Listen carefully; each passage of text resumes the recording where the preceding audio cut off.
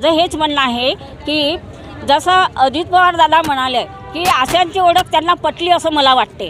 अजितदादांना जसे आशांची ओळख पटली तसे ते म्हणाले की आम्हाला आशांनी जे काही मागितलेलं आहे तर ते आम्हाला काहीच माहीत नाही।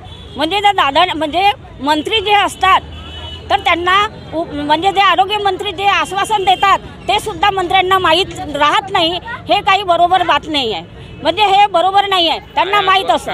हां, त्यांनी आश्वासन दिलं होतं आपल्याला। तानाजी सावंतनी 1 तारखेला 1/11 त्यांनी हे आश्वासन दिलं की आशा वर्करला 7,000 रुपये मानधन वाढ व गटप्रवर्तकांना 10,000 रुपये मानधन वाढ व 2,000 रुपये भाऊबीज ही त्यांनी आवाहन केलं होतं आणि लेखीसुद्धा आमच्या कृती समितीला दिलं होतं। पण ह्या सरांनी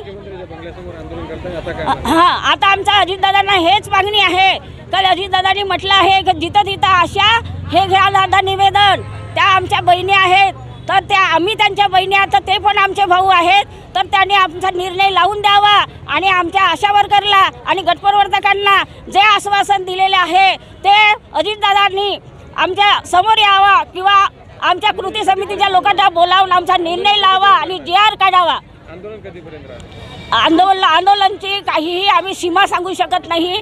जोपर्यंत JR आमच्या हातात येणार नाही तोपर्यंत आशा आणि गटप्रवर्तक ही जागा सोडणार नाही, हे अजितदादांना तुम्ही कळवावे, हीच माझी तुमच्याकडून आग्रह।